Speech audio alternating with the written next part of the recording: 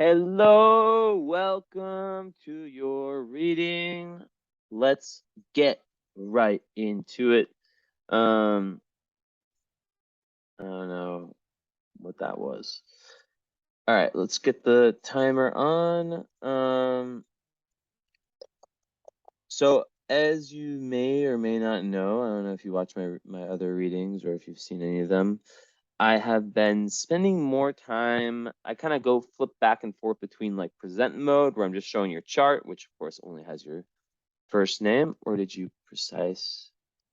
And also there's something I need to double check actually. Hold on.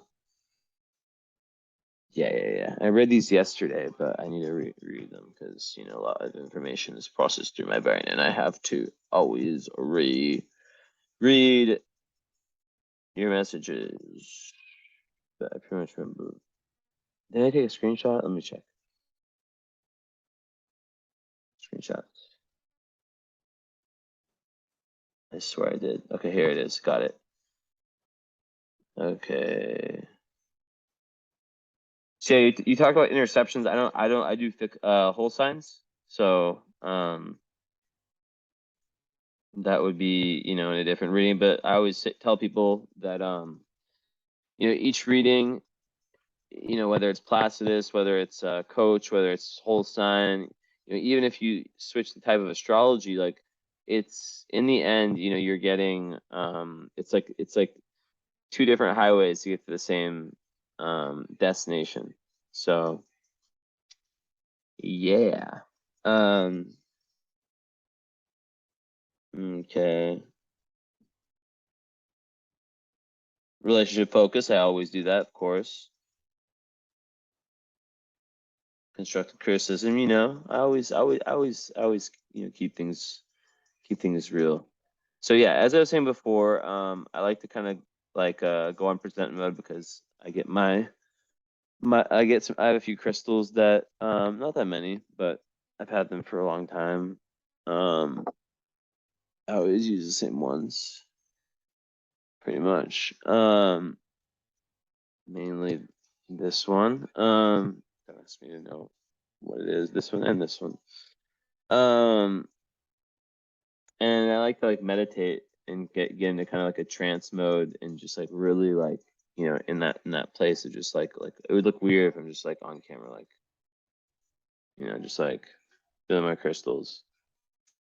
Um, Sometimes I'll even walk around my apartment, whatever it takes, and you got a follow-up, I am pretty sure.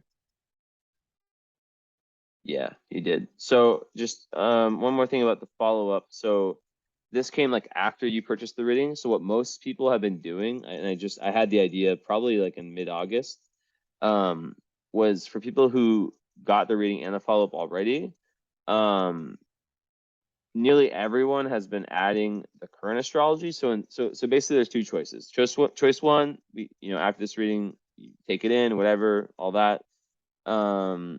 We have a follow-up, hour-long follow-up, whatever. Normal, already paid for, all that. Choice two is, and this is what I've found to be super, super powerful, is to do the follow-up mixed with a current astrology reading. So it's like the first hour is the follow-up, normal, just how it would have been regardless. And then after that, we dive into what's happening to you like with the current astrology, predictive astrology, looking at solar returns, your solar return, your progressions, your solar arc, your main transits, house ingress, everything, perfections, like just all the tools I have to understand like the current energy, mixing that with kind of my two masters in psychology. So that session, when they combine, tends to be around 3 hours. I record it, but I don't post it like I post it like I just basically send it to you like it's like an unlisted video. So you have that to kind of look at. So you can let me know if you want to do that. I also give like a special price. Usually it's $250. I am happy to give I got brain freeze. A $30 off coupon on that one, so it would be $220. But really, I would be getting like 210 or two something, like 2.9 or something like that. but whatever. So yeah, let me know if that's something you'd be interested in. Remind me that I gave you the option for the coupon. I don't always do that. And yeah, so let's get started. Let's share the screen. Let me just quadruple check that we just have your name. Okay, we're good. Let's dive in. So, right off the bat, we got the Gemini rising, so Mercury ruled chart in the 12th house at 0 degrees. Interesting. Is it unaspected? That would be wild. It is unaspected. Damn. Could have seen that one coming. Interesting. I literally just saw it coming. Taurus sun, 12th house. Moon, Cancer, conjunct Venus. Nice. That's really very mystical and artistic and psychic, and having Cancer is just like the ultimate mother.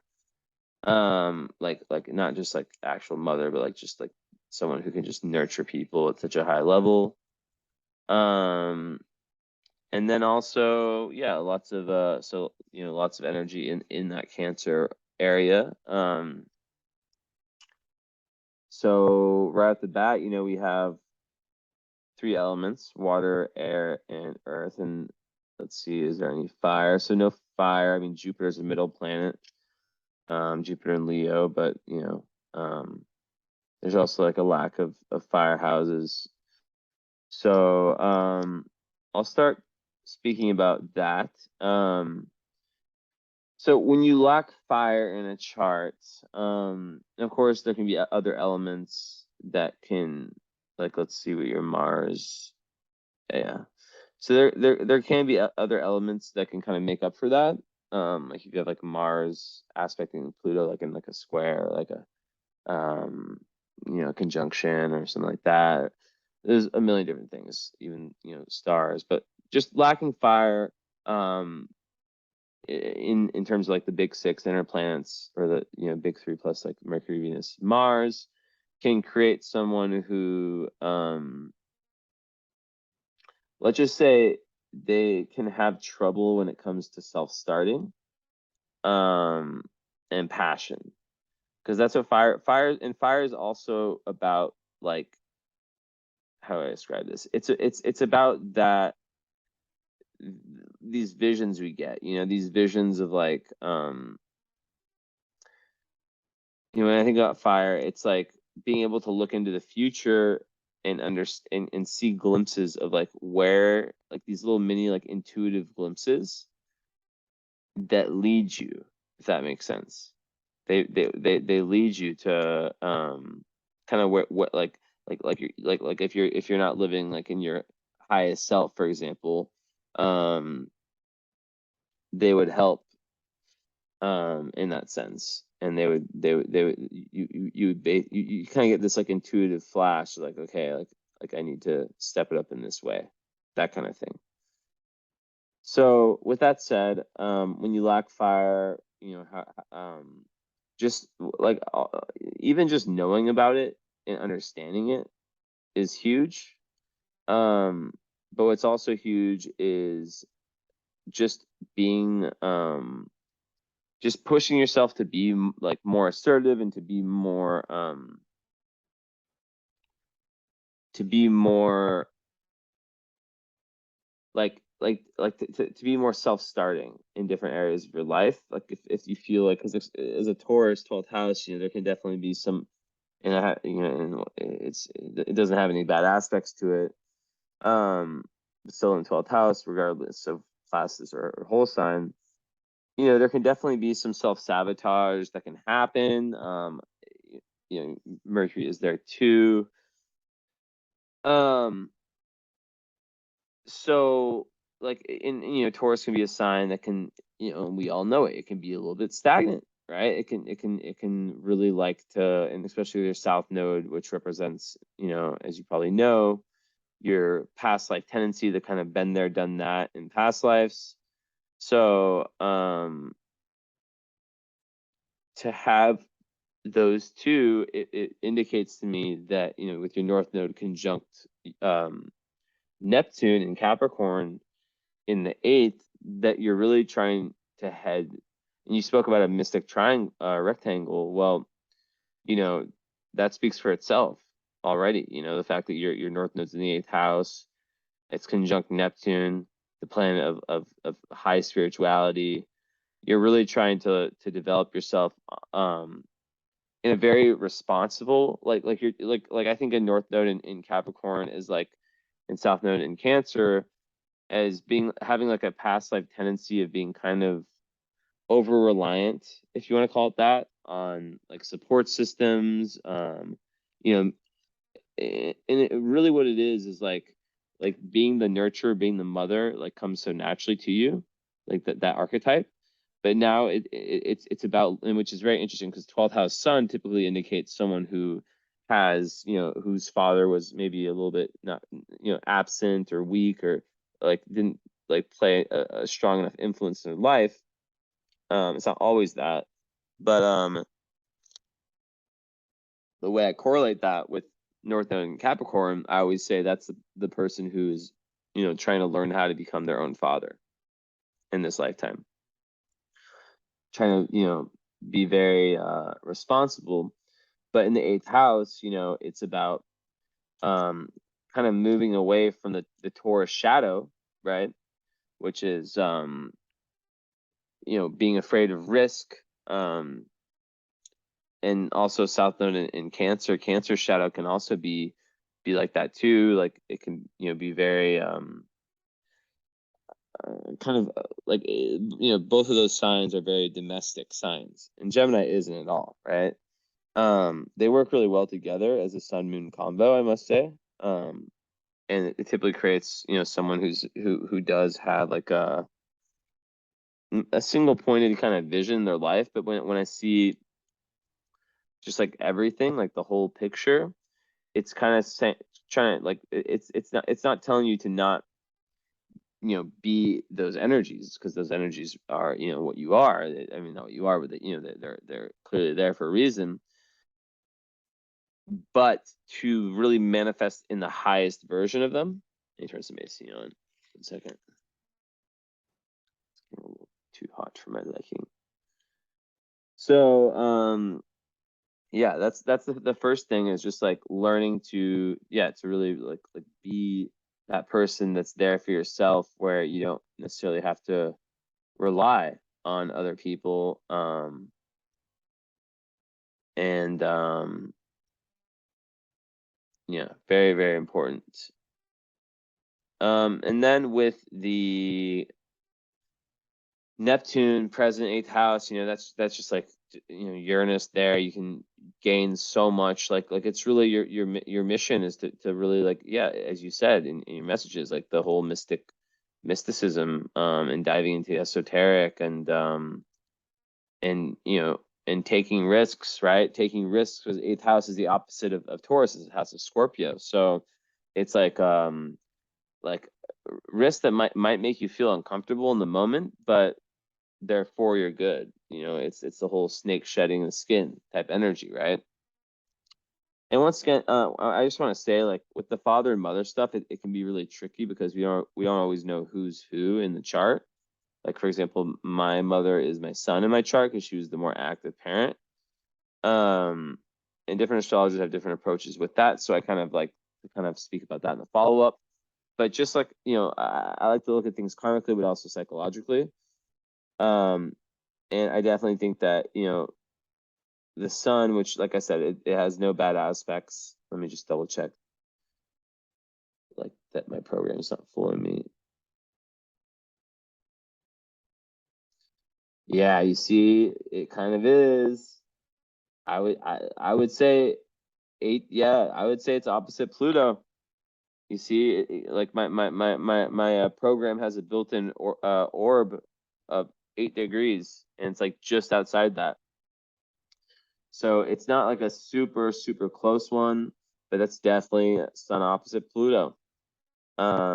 So that could speak of like, the relationship with the father being quite contentious, or whoever the more dominant parent was, and potentially even, very, very karmic, potentially quite dark. And people who have, the Pluto Sun hard aspects, they really have to learn to let go of control, which, your Black Moon Lilith in Capricorn also talks about that, right? Black Moon Lilith in Capricorn can indicate someone who at their lowest kind of lowest level,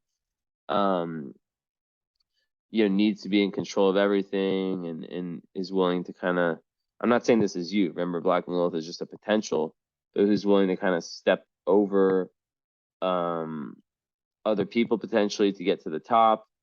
So, and your Saturn on your midheaven in the ninth house is like, like that's some boss energy, right? So you are probably like very responsible and very consistent, and like, that's exactly where you want your Saturn. Even in whole signs in the ninth house, regardless of the midheaven, that creates like someone who has like a very serious approach to like the esoteric, right? So, but and it would be the ninth house regardless, but conjunct the midheaven, it creates someone who is very, very much involved in, it's exactly where you want your Saturn, basically, who's very, very responsible, who's like in their career, and who really wants to push themselves, right? Who really wants to push themselves, and who people see as an authority figure. So that will help you a lot with your North Node, ruled by Saturn, excuse me. And that a lot of this death rebirth transformation can happen, in that area of Dharma / career, and it's in the ninth house. So it's about, how your Dharma, because I don't like to use the midheaven as just career, because it kind of implies like 9-to-5 jobs is like the only reason we're here, right? But like your mission, your purpose, like your outer world purpose, right? Which could be like very spiritual, like that, like there's some level of like, gaining higher philosophy, and really, really learning a lot, and kind of from different people, different backgrounds, traveling, that kind of stuff. But being that you're born in 91, so your Saturn return, which also, like, I would say, yeah, so you're still, so that's happening, pretty much done. But yeah, like basically I think that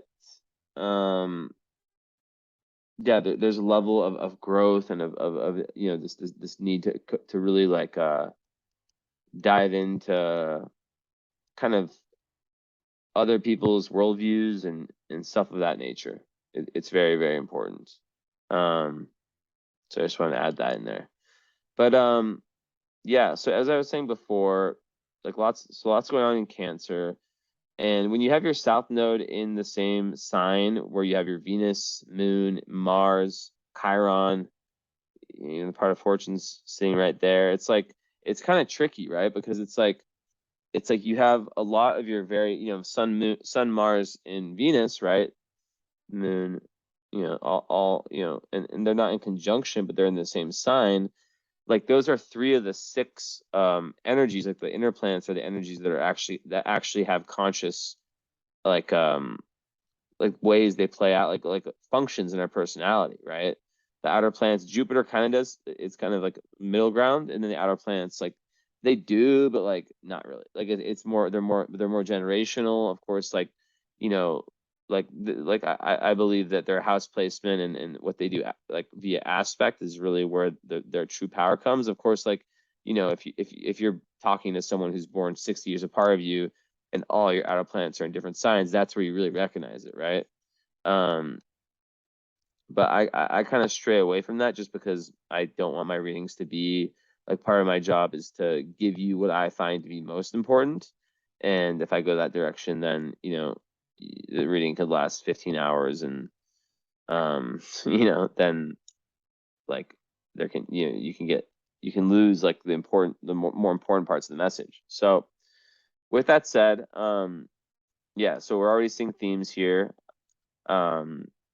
And that's something we can definitely speak about in the follow-up, is like, you know, how are you when it comes to letting go, especially with spirit, like when it comes to spirituality and truly like seeing patterns in yourself that, you know, might be passed on from past lives. I don't want to call them toxic because I don't know you on that level and I'm not seeing that necessarily.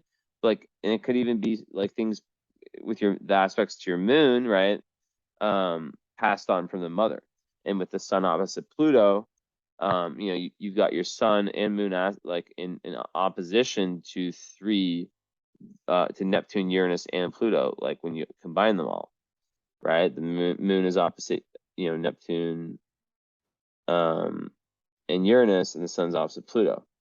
So that leaves only Saturn and Chiron, which, you know, is, of course, yeah. So it's like three of like the big four outers are in hard aspects, so they're definitely impacting you. So that's something definitely to like speak further about for sure. Yeah, as I was saying, like when you have like a lot of your more primal energies in the sign, the South Node sign, which like the South Node, like I said, like, you know, your South Node ruler is right next to it. The kind of been there, done that. It's not a bad thing. People give South Node a bad rep, but it's like it's really just like where you've mastered and where like, and you're trying to go in the opposite direction, kind of. You're trying to like go to that opposite sign of that. Um it's not saying that, like, you know, you're not supposed to be Cancer-like, but it's saying that when I see this, it's saying that you're supposed to take the highest energy of Cancer, right? And balance that out with its opposite sign, Capricorn. So when I think about that, I think of femininity versus masculinity. Like maybe, you know, a lot of times when I see this, I think people may have been like a different sex in their last lifetime or something around that nature. So, you know, is that something, you know, where you feel more masculine or more feminine? Is there a balance in that area of life? That's one. Two, work-life balance. You know, like where is that at? Because with the Cancer moon, you know, obviously the moon sign represents, you know, like what we need, the emotional, you know, kind of what we need to be happy, what we need to be feel kind of grounded slash just in general what we need to feel happy is like insecure, and it's like our inner environment. It's so important. So moon in Cancer is very linked to emotions, right? It's very, very emotional. It's a, you know, indignity moon sign, of course, you know, like you've seen my posts where I give like the most easy to the most hard. I don't know why I said that tone. Yeah, you know, like my personal rankings of like easiest to most difficult moon signs, and I always have Cancer as you know, either one or two, like as like the more easy ones, because Cancer moons know how to meet their emotional needs, but you know, and they know how to like kind of feel their emotions, right? I always give this example, like the Cancer moon and the Gemini moon are in the same room, and the same traumatic thing happens to them, or traumatic or like difficult thing.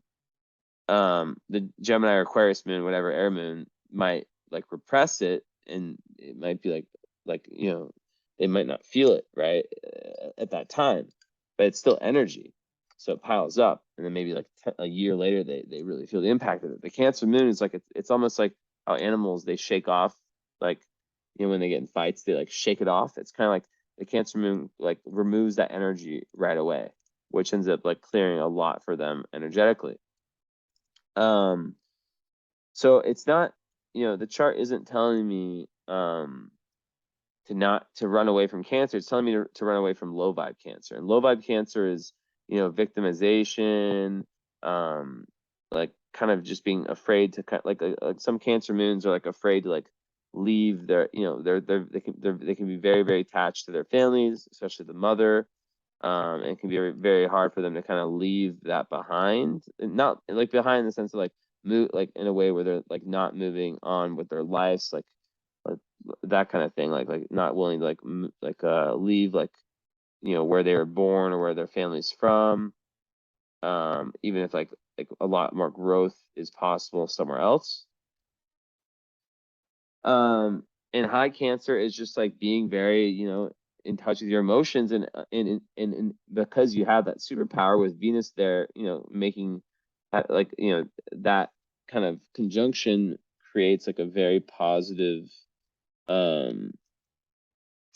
impact on the emotions, kind of sweetens them, and it's very, very good. It definitely makes one very friendly, very tranquil, artistic, all that stuff. But like eye for beauty, very artistic. Yeah, I said all that.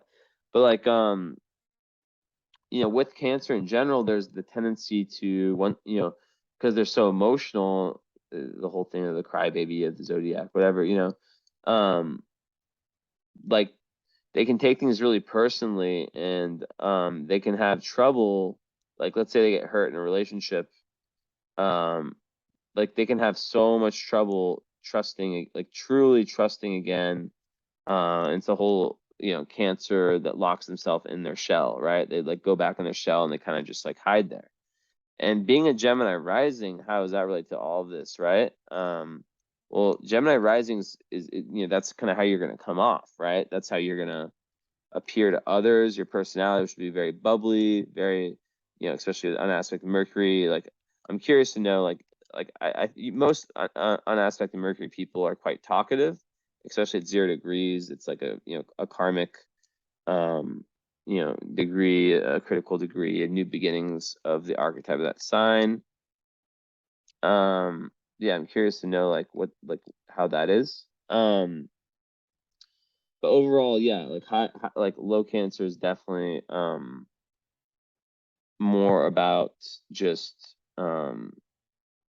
like not being willing to trust again, and using your emotional power, kind of being kind of like a baby, like a little bit, right? Not kind of confronting reality. It can be a little bit escapist, like Pisces. But the high Cancer energy, with the North Node in Capricorn, is taking accountability, especially 8th house, and taking risks, using that advanced emotional wisdom to help you in that kind of spiritual transformation that you're karmically like meant to go through, right?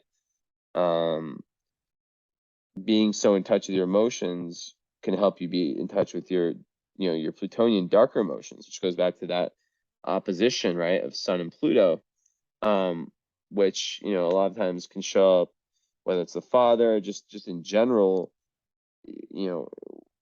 where you experience like through different people. Opposition often is like experienced like externally, where you can really experience like lots of opposition, right? Like people against you, arguments, right? Power struggles, things of that nature.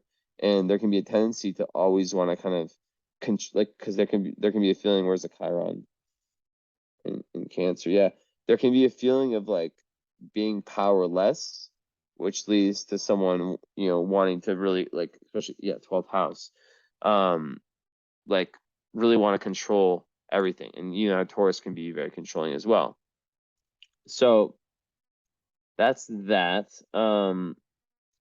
And just like kind of going back to just the general, like, Sun in Cancer or Moon in Cancer, Sun in Taurus, like I just want to like reemphasize how well those two signs work together. And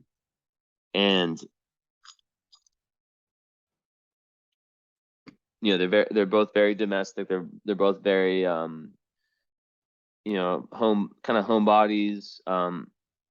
They like things the way they are. They have a need for security. They love they love secure. Yeah, they love security. But then there's that Gemini, right? That Gemini rising, which is so interesting. And it's not close enough to Aldebaran to really have an impact. I mean, it's like just outside, but let's double check that.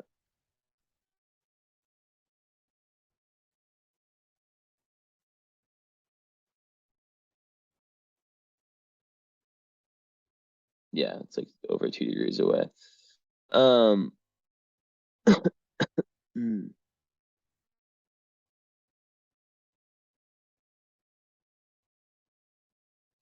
Ooh, and your sun is conjunct algol. I didn't even see that. Talk about that later. That's very interesting. Algol is as you may know is like often spoken of as like the most difficult star in all of astrology, and it's right smack on your sun. But how close was it? No. How close was it? Because the sun has to be really close.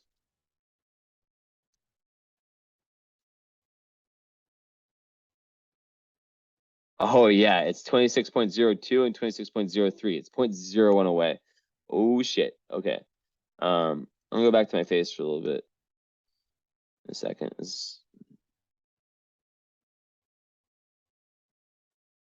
Oof. So that is very interesting. What are the nodes telling me? Anything opposition? Okay. So hold on.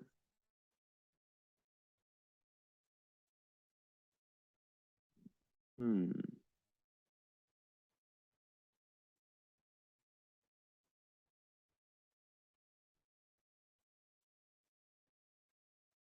Definitely a past life healer, having Chiron conjunct your south node, and even Mars conjunct it, like it could be like a healer, like, but also someone who really like battled for other people's rights, and really was like a spiritual warrior type person. Or it could be like a mix of both, like someone who was like very, very like action assertive, battle oriented, violent perhaps, but also who is a healer, like you could be dealing with two different karmas. It's very, very mysterious. um and you're really trying to kind of like go from go into a life of deeper spiritual understanding, as I've said many times.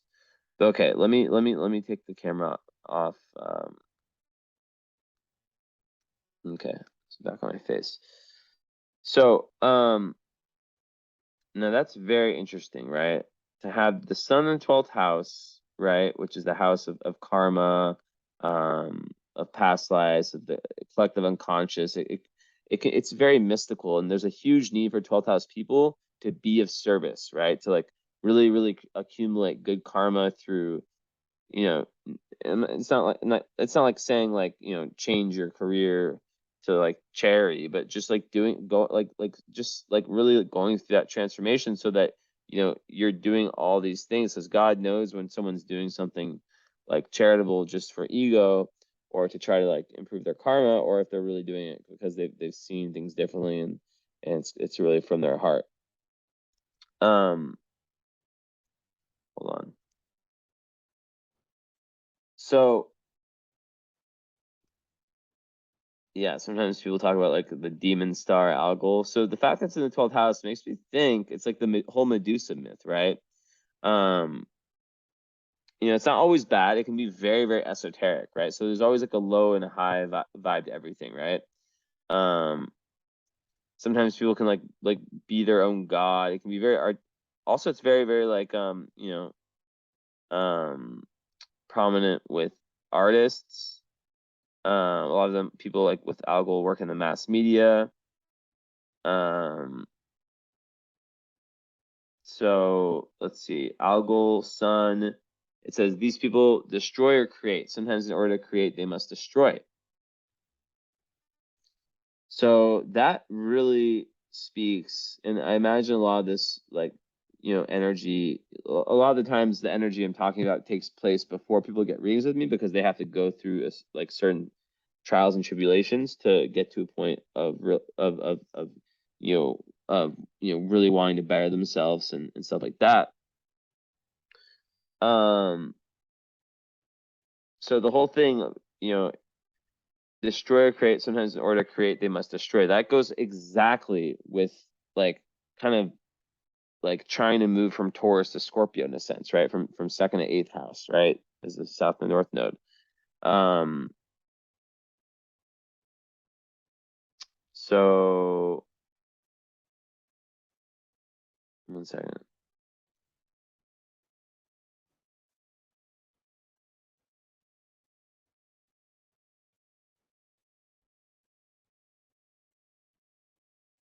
Yeah. So that's one synchronicity. So they will attach themselves to a cause with great zeal and passion. So yeah, that's very intense. Their lust can inspire them to great art, or it can sometimes become so intense as to be destructive. There may be a need to be worshipped and regarded as a great figurehead. This idealization can become like a drug to them. Let's see what else we got.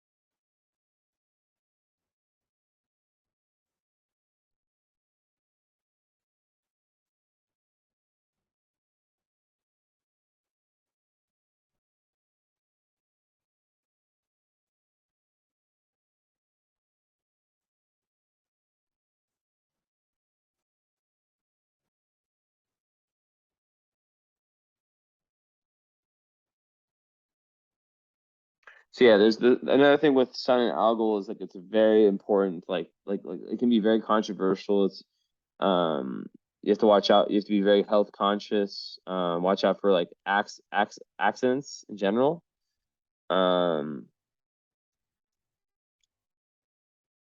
So yeah, it's a tough one. And the 12th house, it can obviously be very destructive, but it can really push you. It can be, the impetus that pushes you towards this destiny mark, you know, the, that Capricorn 8th house North Node.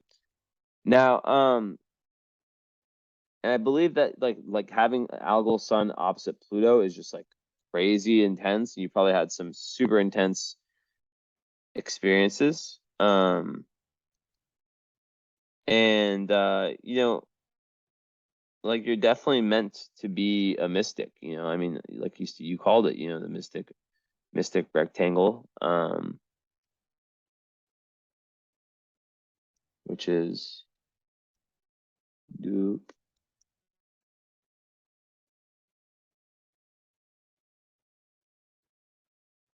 doop.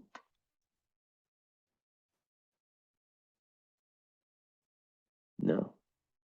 Doop doop.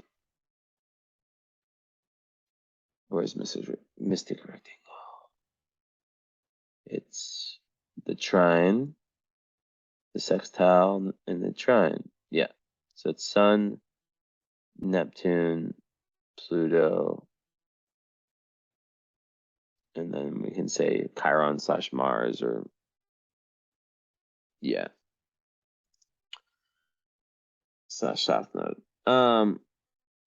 So yeah, that's definitely speaking to this huge emphasis on spirituality, and sixth house Pluto speaking to this need to really dial down your health once again, and to make sure that that there's a strong link between what you're doing, like to not overwork yourself, and also just in general, like to really watch out for your physical health. Because yeah, you become like a very private person, being a 12th house sun in general, especially opposite Pluto. And a lot of people like with this can go to like huge lengths to ensure they kind of appear like the perfect human in control of everything, like I said before. And it can really create this like huge standards you can have for yourself, right? There can be like crises that come if like there's any dissatisfaction with that. And a lot of times it's in interpersonal relationships that the struggle is fought. It starts like internally, right? But then it becomes like self-sabotage, conflict with others. And then that leads to that death, rebirth, transformation, which is the North Node, which is where so it's all meant to happen, right? But like there can also be like a big, the theme of death and rebirth is deep in your soul. And there can also be like a deep fear of death and rebirth, right? Or like just the process of change. So to protect yourself, you need that transformation or some level of creativity. But yeah, overall, like change and transformation will be a constant in your life. So it's all about letting go and accepting change and also accepting imperfection. That's like the best way to get out of the darker side of that, because the darker side can be like very stubborn, dominant, manipulative, possessive, jealous. So it can be through friends, family, partners. But also it gives like a really, really deep need to understand the real truth, right? And it's really good for research, investigating, and like occult psychic abilities, like I talked about before. So those are actually your assets for that transformation, to like get out of like the darkness of like suspicion and mistrust, even like conflict and all that. It's through even addictions can come up. It's through diving deeper in yourself and understanding that can really make the change. The first step is the awareness.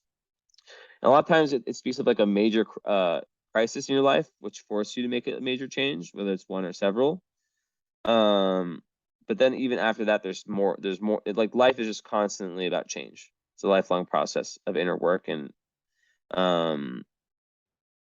at some point, you reach this level of real satisfaction with and comfort with your self image and kind of how you express your power, and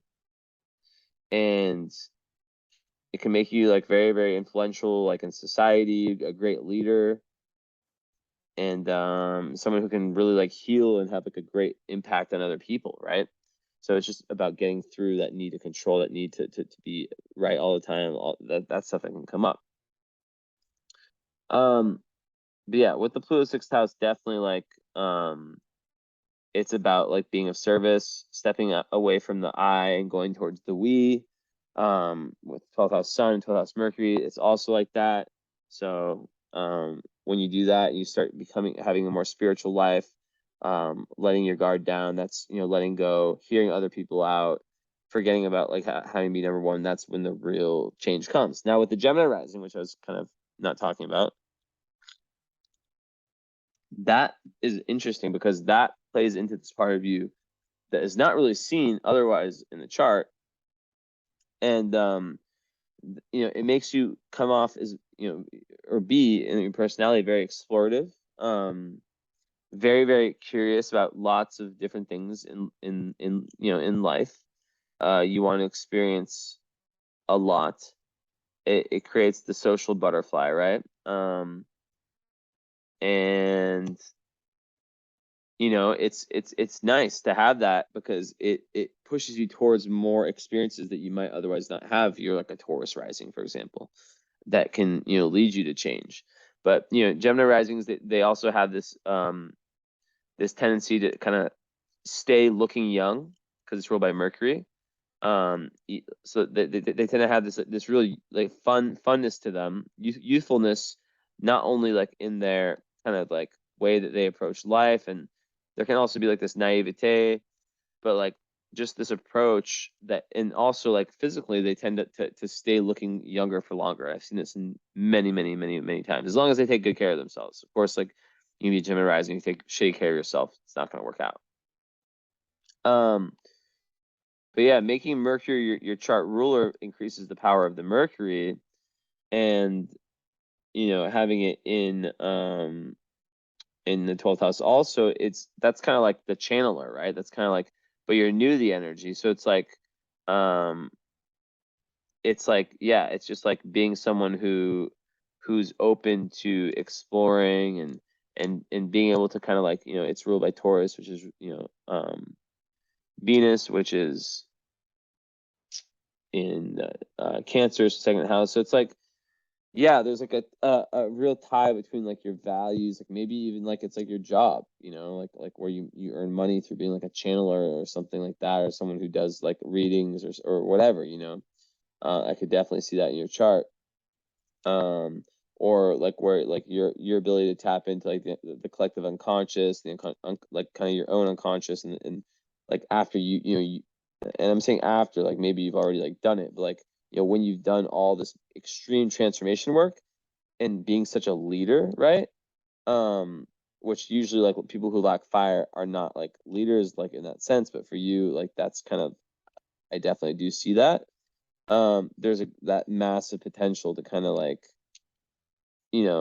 take things to the next level in that realm, and to encourage other people. Like, I've been through all this, I've done all this, it's possible for you, So yeah, I really think that like being Mercury ruled, you'll tend to but of course, like we can't forget all the stuff in Cancer, but yeah, like there's a big part of you that is meant to be able to put into Taurus, right, which is like the material, right, to put into like to put in to okay, check this out. It's like about how can you explain the unexplainable in human words. And I think as Gemini rising, you can have that ability, and especially with your Jupiter in the third house, right, which makes you gifted in communicating, and Leo, which is very benevolent. It's a great, it's a very like fun energy. It's great for kids, great for creativity. It creates kind of like a larger than life personality, a big personality for sure.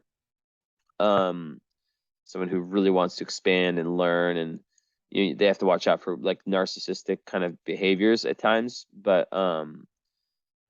and always being right and stubbornness, but overall it's more of that leadership stuff, right? So getting past your own like darkness to become a leader. I'm gonna write that down.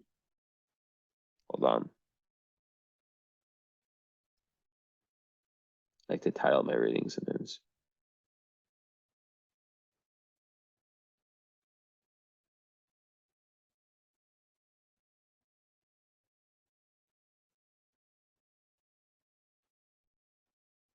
A leader slash healer of others,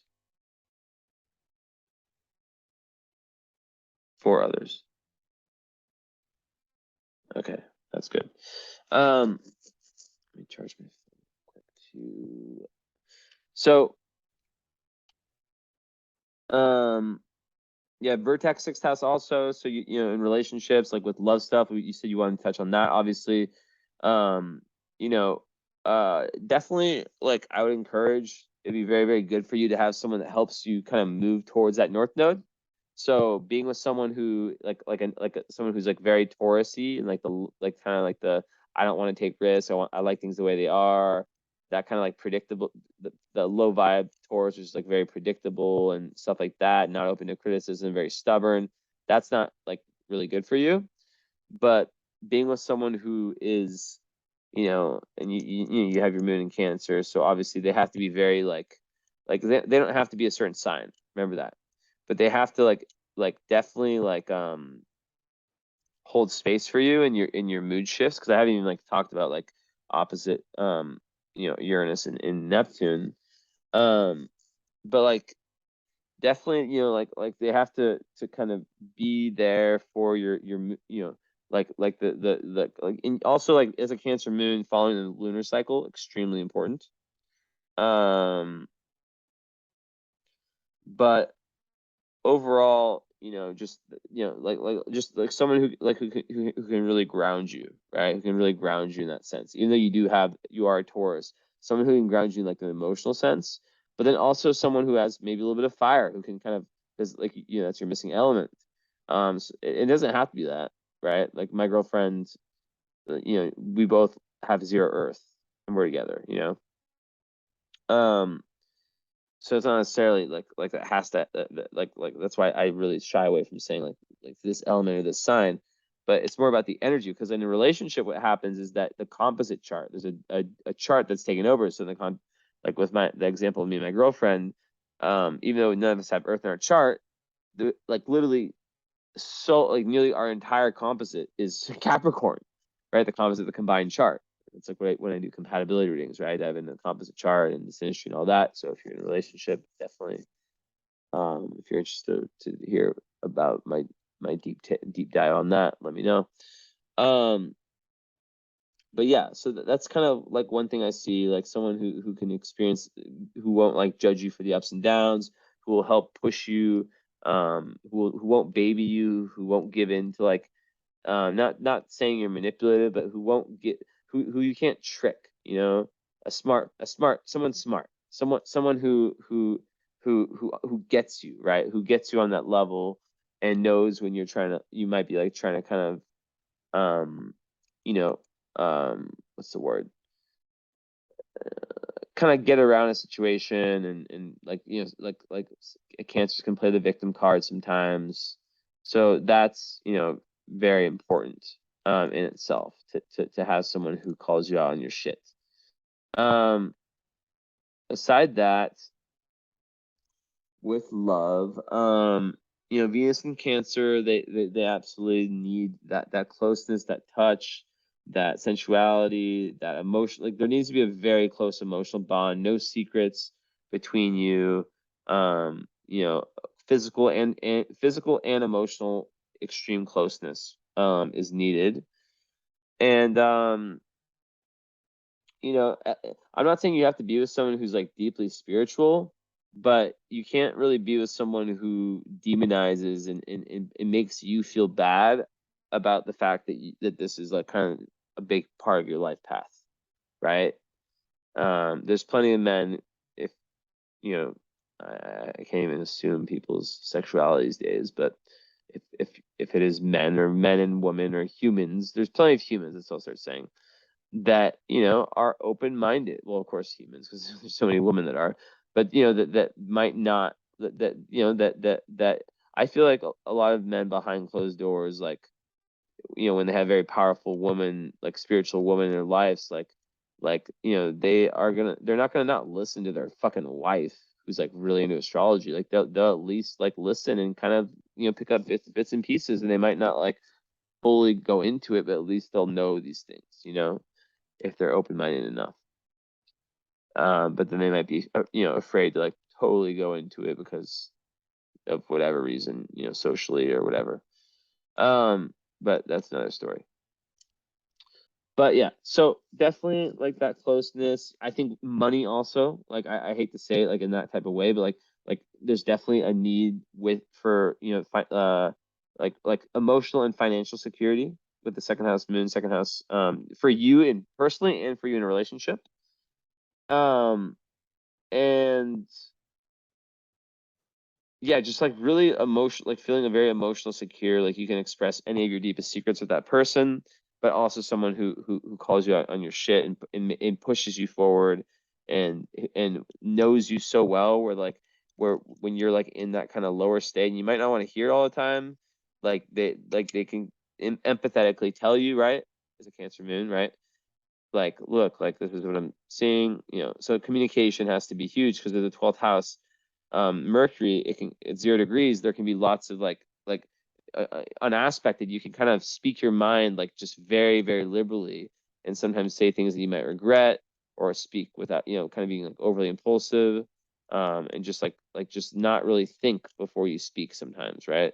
Um, and with 0 degrees, it's a very raw energy. 12th house is very raw energy. So you have every sign. It's pretty much like having like a Mercury retrograde. Like it's not the same thing, but it's similar natally, right? To where it's like you might have felt misunderstood, because of your different way of seeing things, and just like being the Gemini rising that you are. Gemini is a very like, you know, it doesn't look different, so you don't look like someone that would have these energies, but you are, right? Who would be like extremely spiritual, and who would, you know, have like, so maybe you held yourself back, and but like then you like enter a time, or you're entering a time maybe now where you're like starting to just like not give a shit, where you're like, I'm gonna be me, right? Like fuck what the high school people think, like what the college people think, like whatever. Um, but yeah, with Mars also in Cancer, double whammy there. I also have my Mars and Venus in the same sign. You know that like, well, first of all, it definitely creates like a high sex drive to have them in the same sign. Usually more the conjunction. Um, but like, yeah, like you'll be very attracted to, because like your way of going and getting things, like Mars in Cancer can definitely like the low, like it's the defender, right? It's the person who defends like the injustices, and conjunct Chiron, you are made to be a healer. Literally, you have been a healer in past lives, and you're meant to be one again in this life. And it's in Cancer, so it's like a healer of the emotions. So that's the really big application of your Mars, I think. But then with what I'm saying is that like, um, there might that you might find yourself in relationships a lot where you are playing the role too much of the nurturer, of the person that's taking care of the other person, but really there needs to be some level of balance, right? It can't just be one-sided. It's not fair. You're not growing, only the other person's growing. So that's something to kind of just have in the back of your head. Now, yeah, so then Mars is beautifully aspected, so there's no hard aspects. Venus, on the other hand, also has the oppositions with Uranus and Neptune. So I'll get into that after I kind of talk about the love stuff. But like it does actually kind of intertwine. Um, but I want to speak about Juno. Well, I was saying about Mars, like a million places. Okay, I was saying about Mars and Cancer. Like you have to watch out. Like sometimes people with Mars and Cancer can like have issues with like really asserting their needs, especially as a Cancer. So they can resort to like passive aggression or like really holding things in, which obviously is no good. So making sure that you're able to express anger or you have like an outlet for any pent up anger or anything like that, that's extremely important. um so not a relationship where you're like failed, which sounds obvious, but where there are so many relationships where there's a fear one person has of truly expressing themselves, so that's very important. Descendant in Sag, you'll be attracted to like the more open-minded people, people who are maybe from a different culture, maybe who kind of can add to your life vision, your life philosophy. Ruled by Jupiter in the third, so like once again it goes back to the communication. You want to be able to communicate big ideas and learn and have like a very like growthly, like I was gonna say growthly inspired, like a relationship that inspires growth, um spiritual philosophical growth. um Juno is in Aquarius, interestingly enough, conjunct Saturn. So that's very interesting. And what I think about that is that I believe that it speaks to that need for, and this is going to go with what I'm saying with like the oppositions with Uranus mostly. There's definitely a need for like it can't be boring. Like it has to be stable. It has to be emotionally and human relationships are very complicated. So I'm telling you lots of things because you're a complicated person, but this is a lot of times kind of how it is, right? Sometimes I have readings where it's just so obvious, right? But like in order to really grow, you have to look at every factor. So Juno's kind of like your ideal mate. So in Aquarius, someone who is their own person, someone who isn't who's individualistic and who is open-minded and who is maybe like a little bit, I nearly said alien energy, like kind of like alien energy, but also a Saturn like in the real world, right? And once again, ninth house, different culture, so maybe it's someone from who's not American. Maybe someone that you meet traveling, because like your Saturn turn just ended. So Saturn in the ninth house, a lot of times, what happens is that they they can sort of like have travels and like this whole thing, like learning about deeper about your own philosophy, like your own truth, like real truth. Like it can be really like held back. It can be more dogmatic early in life, but then when the Saturn turn comes, a lot opens up for them, and there's opportunities for travel. So I would say, like, if that's happening for you right now, like to take advantage of that, and to take risks in that respect, in that area of life, because that could be where you meet. If you ever want to like know about that, I do a reading called astrocartography. I don't know if you've heard of it. I'm sure you have, based on what you said about knowing about your mystic rectangle. I'm assuming you know a thing or two about astrology. Just so you know, I haven't looked at your profile at all. I have no idea what you look like. I just know, I think you're blonde. I don't know shit. I do that on purpose because I don't want to, like, it's my way of kind of, it's not an ego thing. It's a competence thing. It's like, I believe that I'm so competent when it comes to astrology that I like, and I've proven this because, like, I don't even know, you probably have a private account. I'm guessing most girls do, right? Or a lot of girls do.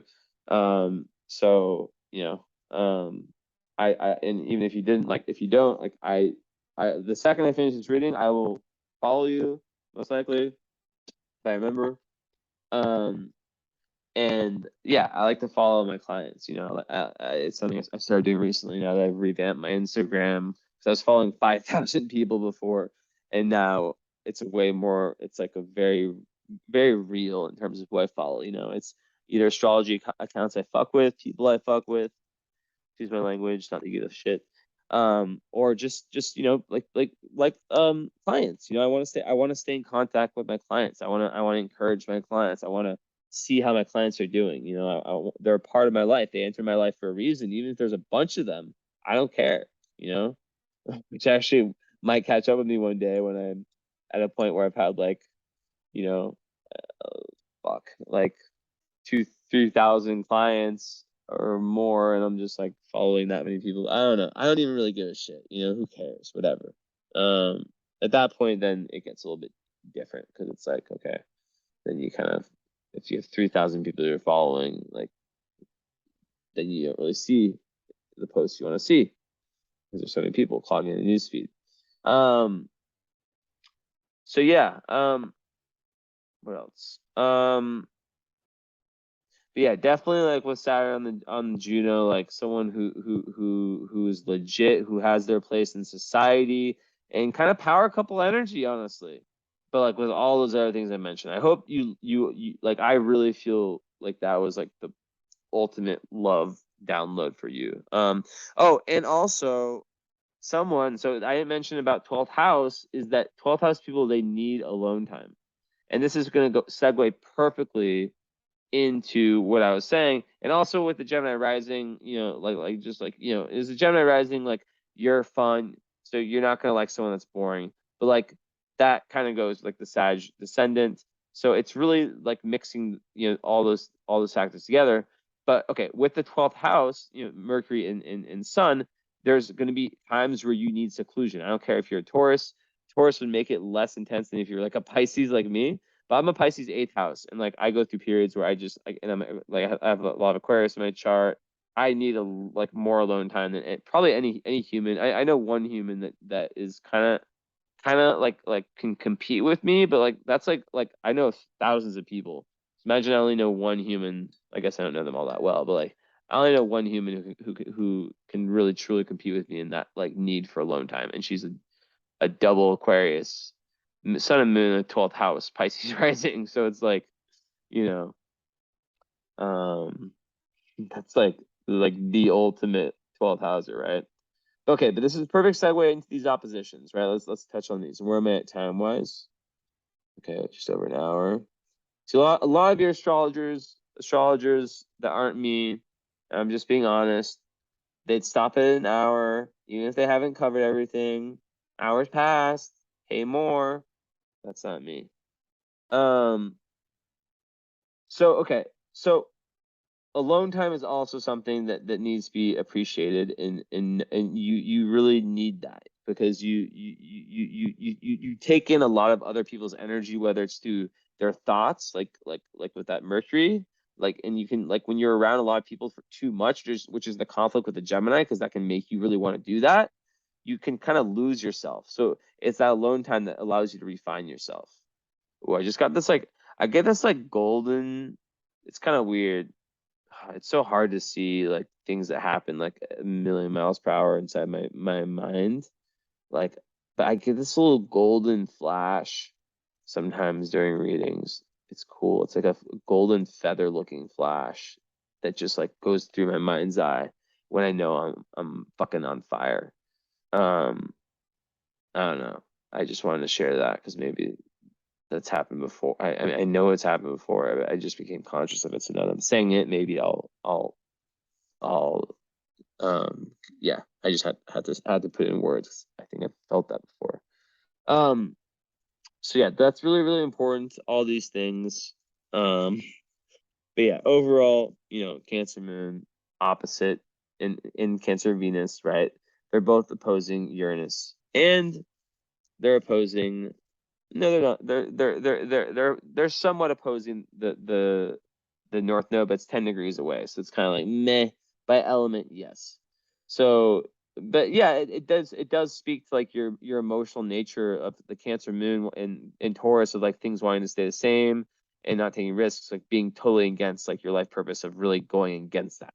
So that's kind of that. Okay, with the oppositions, right? So Moon and Uranus can speak to like especially with the mother, like usually the mother could have like create like reinforce like this really independent rebellious streak within you. um and it can give like an unstable like early home and family life. On the IC you have Jupiter, which actually speaks the opposite, which would speak to like having like a very like a fruitful kind of at least a childhood where you learned a lot, where you expanded a lot. um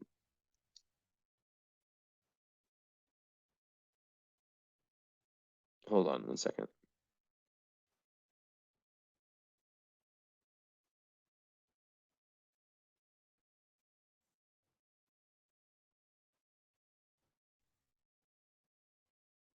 Yeah, okay. So yeah, it really creates like someone who's very emotionally rebellious, right? Very emotionally rebellious, and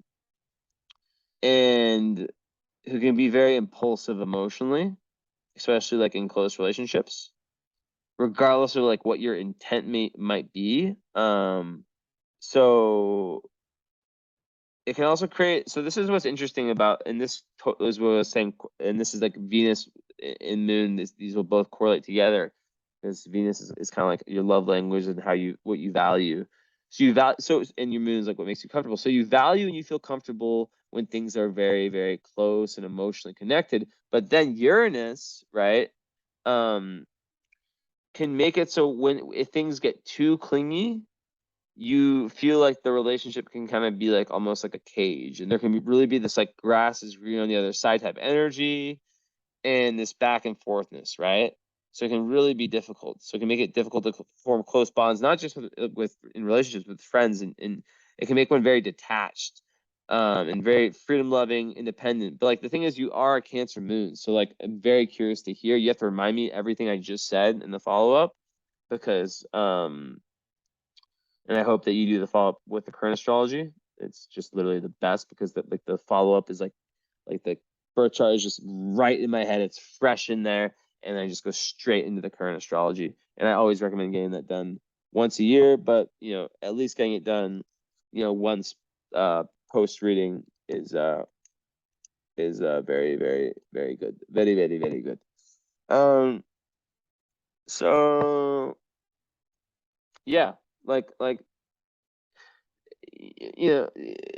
it definitely creates someone who stands out, who has to learn kind of how like and sometimes like the parent was like absent, abusive, angry, kind of crazy. And as a Cancer moon, you would have had very, very strong emotional needs growing up. So potentially those were not met, especially with the 12th house sun. So yeah, it just creates like very unexpected events, like as it relates to like home, family, and close relationships. And the key to helping this out, right, is first just once again awareness, right? Like astrology, psychology, like things like that. Like literally, like I'm telling you, this is a theme in your chart. Look, North Node conjunct Neptune. Like, come on. Like, there's no bigger indication. You throw Uranus in there, 8 degrees, that still counts, right? So these are like the two ambassadors into our solar system. These are like the most spiritual planets. Pluto, yeah, too, but like really these two. This is Pisces is Aquarius, 12th and 11th sign, last and second last sign. Like you're trying to like really, really become spiritual in this lifetime. And yeah, so it's all about learning to slow down and calm down. So dive into the higher energy of Cancer, which is exactly that. Self-nurturing, being calm, being slow, understanding your emotional cues and all that stuff, like really getting in touch with that, which it's not that hard for you because you're not an Aquarius moon. You're a well aspect. Well, okay, there's some difficult aspects, but you are a Cancer moon. So it's not, so all I'm telling you right now is not going to be as difficult as it would be if you had any other moon sign. Also, it's about compromise, and the grass is not always greener. There can be lots of boredom that comes up. So just understand that no human is perfect.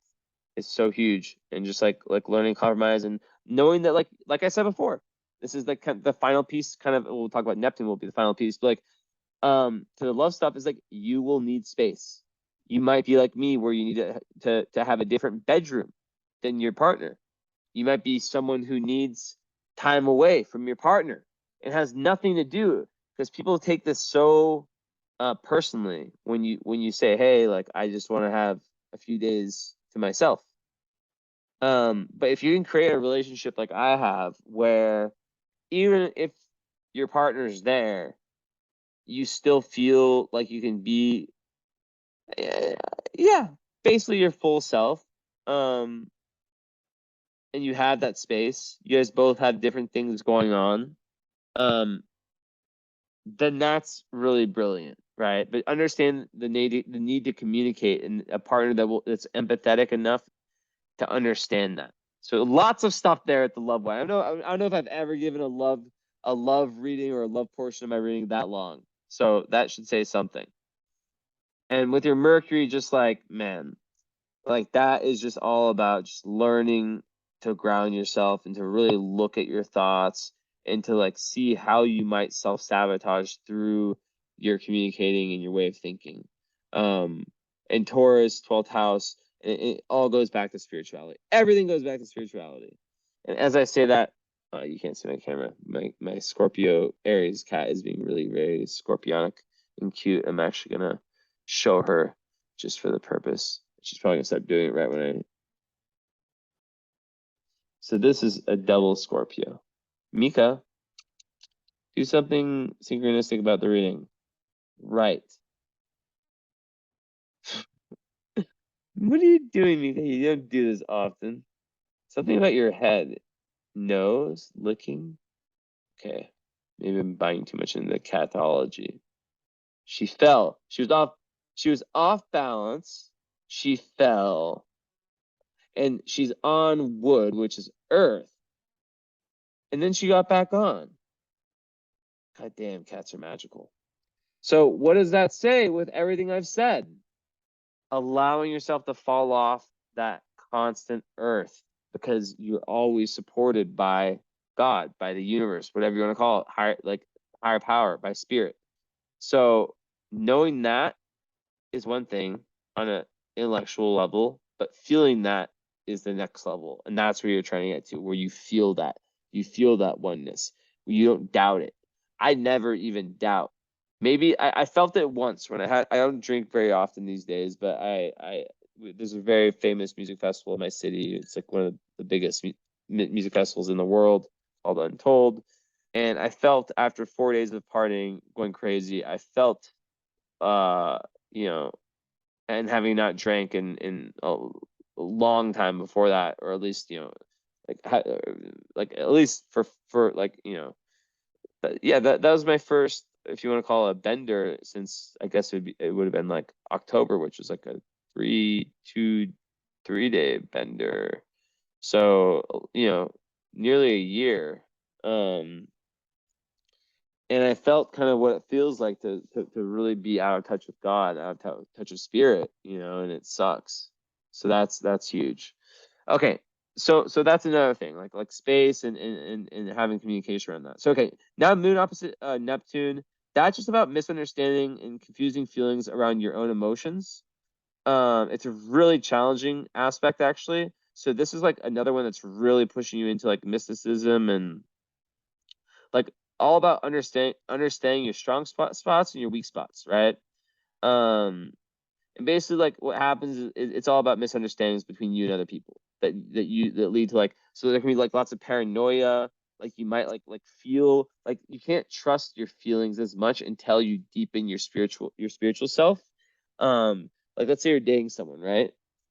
And you just like get paranoid about something, and you have this such incredible vivid imagination, which could be like, you could be an amazing artist, honestly, right? You can totally channel into that. But that over like sensitivity, over imagination, you can imagine things that aren't real. Like someone says like, what are you doing today, in a certain way, and you start to think that they're saying something or doing something that's different. Neptune distorts that. So also you may start thinking someone's showing romantic interest in you when they're not, and vice versa. So yeah, paranoia and over idealization are two things that come up a lot, like deception. So self-deception, right? So to address that, like, and it can also bring people who like are like who want to like deceive you and take advantage of you, right? Which like as cancers are always like kind of making themselves available to those people, or cancers and Pisces, right? I'm Pisces, by the way. Um, so yeah, avoid like cults or anything like extremely like someone telling you how it is, because like it can really be like victimized, misunderstood energy, feeling like disappointed, rejected, self-pity, like addiction can come out of it. It's like all this bad, like really difficult stuff, right? Um, but really it's all about like treating the causes which were like the initial or which were like represent or like speaking to the initial confusion and misunderstandings himself, right? um so like the conscious realization of how just what I'm telling you is half the battle won, and this is like so much of your chart is just the awareness. So like with increased self-awareness, like that you might have this distorted view between like truth and fiction, then you start to question like, is this the Neptune or is this reality, right? um so you have to really make sure you understand what people really, really mean when you communicate with them, right? So if you're unsure, reality check. In psychology, reality checking, right? Like, so like, hey, like say you're in a relationship, you get the message. Say, hey, like, I don't know how you'd say it. Let's say you have a very close relationship or whatever. Like, let's say you're dating someone who's into astrology. Like, hey, I have Neptune, or I have this part of me, this Neptune opposite Venus opposite Moon. It kind of plays out in a way where like I sometimes like misunderstand and misread situations. Like this is kind of how I took what you said. Like, is that what you meant, right? And yeah, it creates someone who's very compassionate, obviously, and very caring. So you have to really also protect yourself, like energetically protect yourself. And that also goes back to that 8th house Black Moon Lilith. You are prone to energetic attacks. So make sure that like if you do have a relationship, like don't share that shit, if you know, like be careful with kind of how you put your energy out on social media in general, because people can become jealous. And I once again, I don't know how you look. I remember thinking you were like I think I don't even know. I think you're a pretty blonde, I'm pretty sure. but I don't remember. Like I could be fucking confusing you totally. I don't know, but like just if that it, like regardless, like just like know that like eighth house black and gold, my girlfriend has it. Like just like what's it called, like the evil eye, stuff like that. Like just like avoid like attracting that kind of energy to you. And the Mercury an aspect, it can bring that if you talk too much or too impulsive with Uranus. So then the Venus ones, it's similar. It's just more to do with love. Venus and Neptune, that creates energy where once again you think that you see the person's potential as opposed to who they really are. And it can create all kinds of confusion around like who you should really be with. And it's the same thing. It just has to do more with love and how you value yourself. And once you start to see yourself and the true, the really, really amazing parts of you, the parts of you that deserve everything, that's when you see like who's deceiving you, who's not. And the more, once again, for the millionth time, the more you dive into your Neptune, which is on your North Node, the more Neptune being like, and you can literally search more about Neptune, more about the 12th house. I highly recommend searching Honey Astro on YouTube and Honey Astro 12th house. That's an amazing video that you need to watch. And she's a friend of mine. She's a really, really, really good astrologer from England. She's Jamaican, I'm pretty sure, like half Jamaican or something, whatever. So yeah. Yeah, so don't self-victimize. When if you fuck up, like just know that it was part of your purpose, it was part of your life. And that's it. Eighth house people who have big journeys, they have lots of fuck ups and they can sometimes hang on to lots of that shame, but you have evolved, you have evolved. So yeah, basically like with the Neptune, yeah. So like watching out for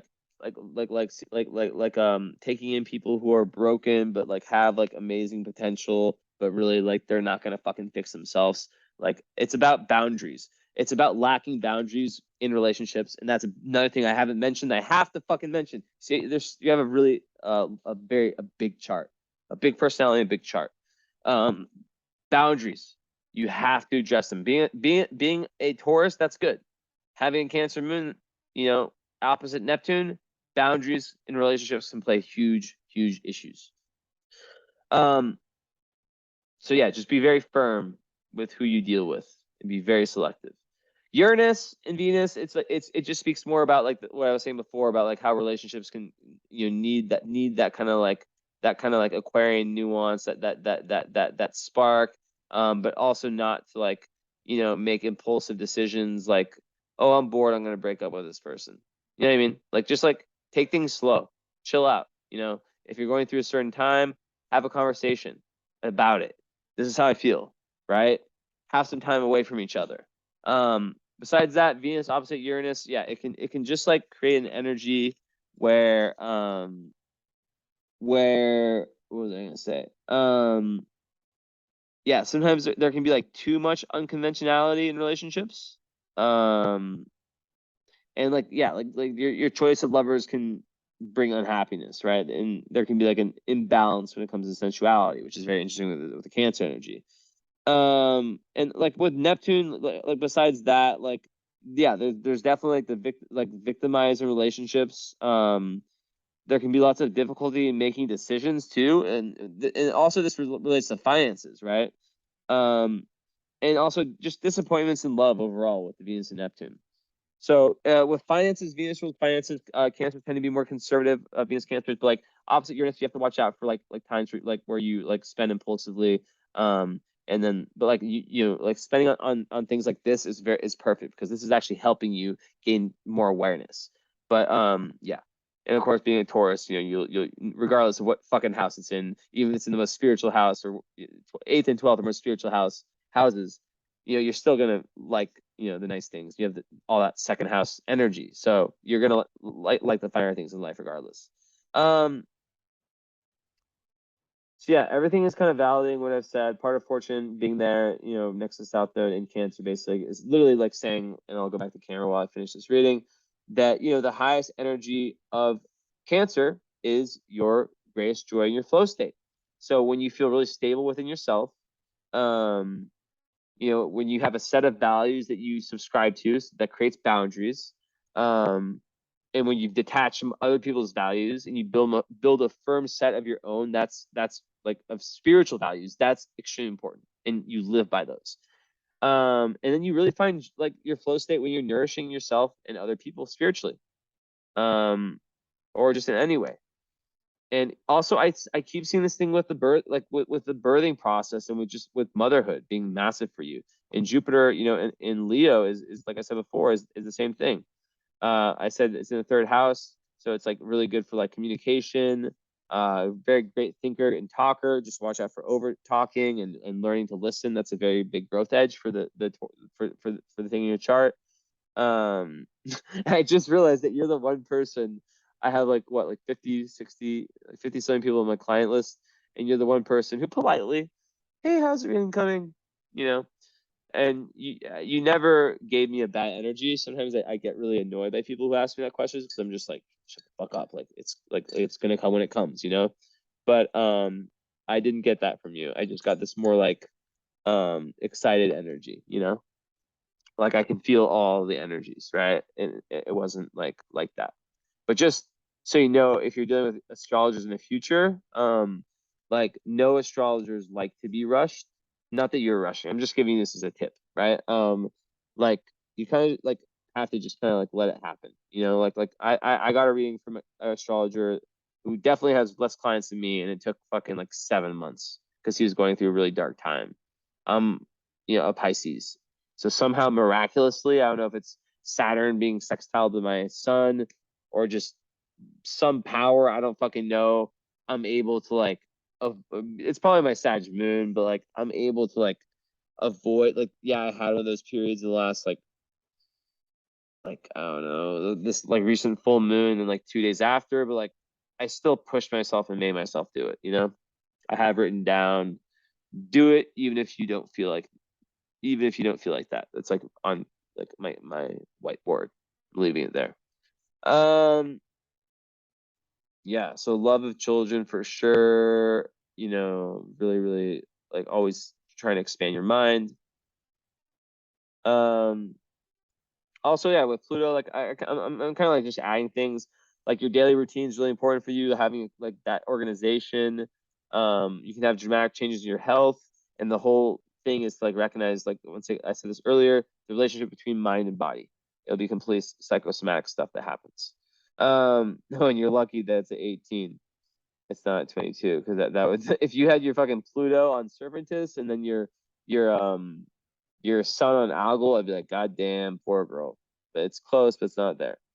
And Serpentis is probably the second most just like difficult fixed star. Yeah.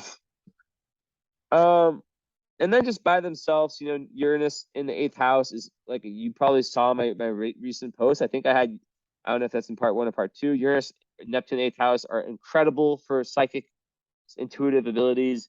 You can experience these like lightning fucking downloads when you're able to calm your mind and meditate.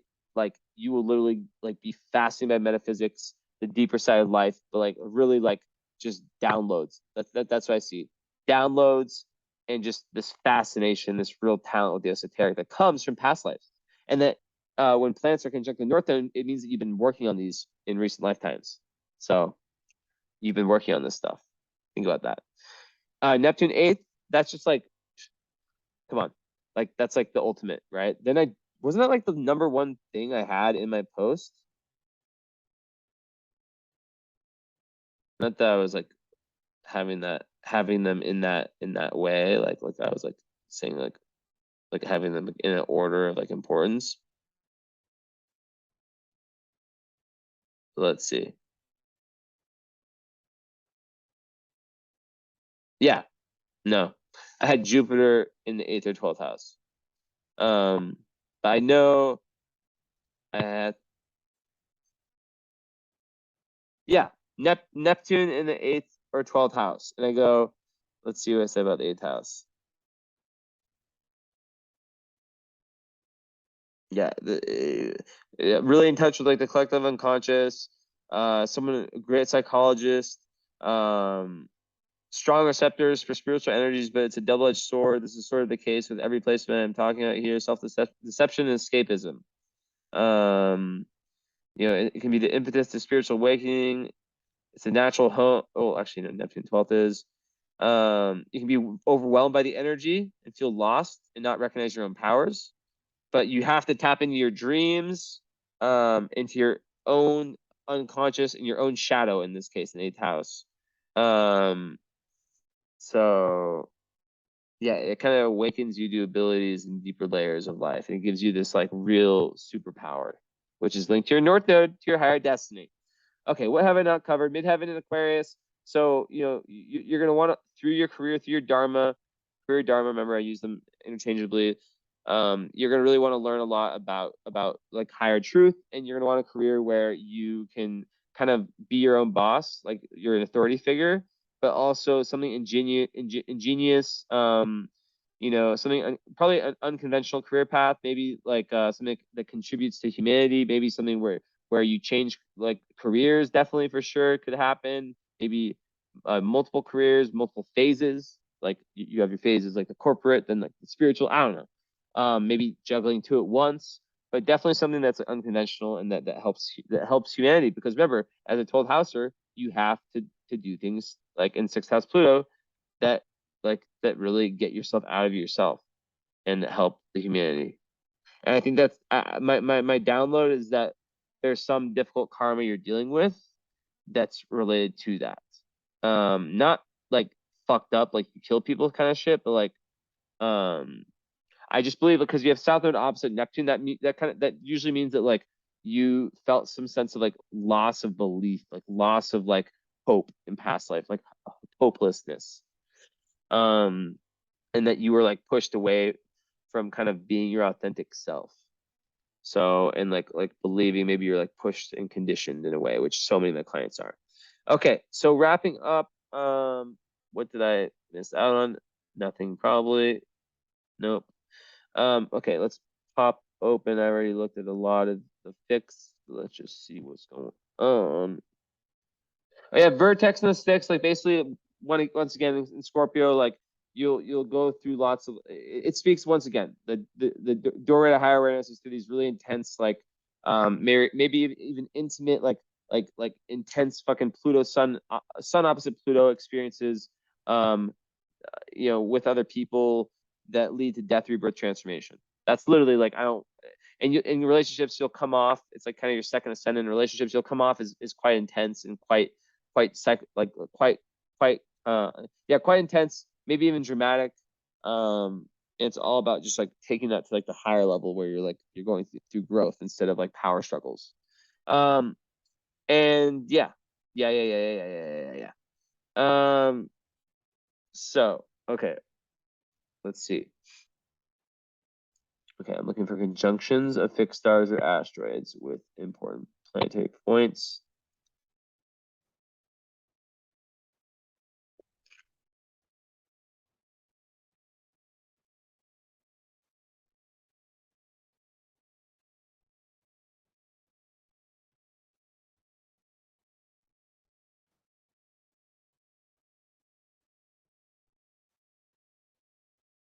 Also, the 12th house rules hidden enemies. So,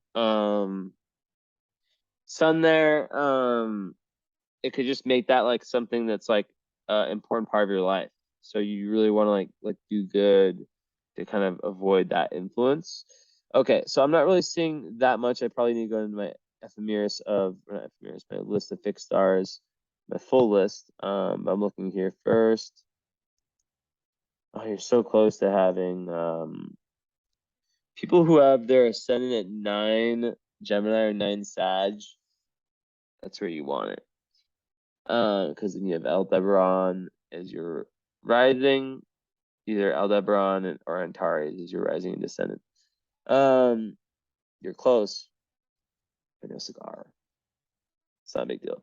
Okay, so you have Zubin El Shalami, conjunct Pluto, so you could be like an incredible writer. Also just like very, very magical, spiritual. Goes along with everything I've been fucking saying. Vega conjunct Neptune. I don't know what the fuck that would create lots of luck when it comes to you're opening your spiritual doors. So let's open up. I want to see what's going on, like if there's anything with midheaven. This is a long ass reading.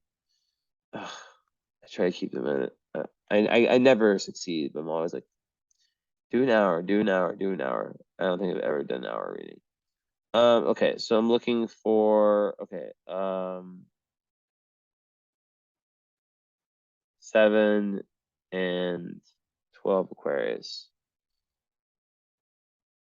So nope, nothing there. And this one's like a weak one. It doesn't matter. 1244.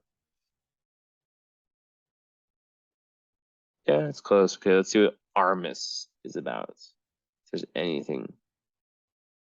It just says change. All it says is changeable in business. Midheaven conjunct art, which literally goes with exactly what I was saying. So changeable in business.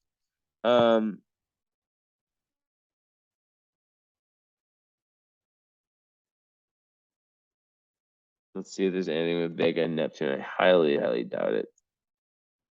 Oh. Neptune conjunct Vega. Timid, fond of music, occult interest, practical and scientific in mind, associated with occult science societies. Wow, there's a lot.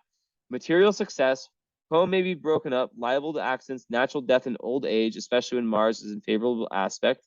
A tendency for occult and mysticism may be given. Ooh, so there was something there, which makes me want to check Zubin el-Shalami and Pluto. Zubin el-Shamali is the right pronunciation. So I doubt there's anything here. No, there's nothing. But like literally, like it could be like occult writer is what I get. So basically that's it. Hour 36. I probably went longer. So thank you. Really one of my better readings. I got the gold flash. That was cool. I'm gonna jump directly into a new one. So thank you for your patience, and I know you're gonna be very excited to get this, and I know I delivered. So let's fucking go. And definitely if in like the only thing I'm gonna say is like if financial restrictions are there, that's like the only like investing in a like the reading I'm telling you about. I'm just trust me, like with all I've told you, with me going like above and beyond this reading, like I'm telling you, like that is like this is like the book of your life. That is the current chapter. So I recommend it. But with that said, regardless, everyone's in a different situation. Everyone has different financial situation. So I get it. If you but regardless, when you're ready, follow up, let me know. Let's go. Okay. Ciao. Thank you so much.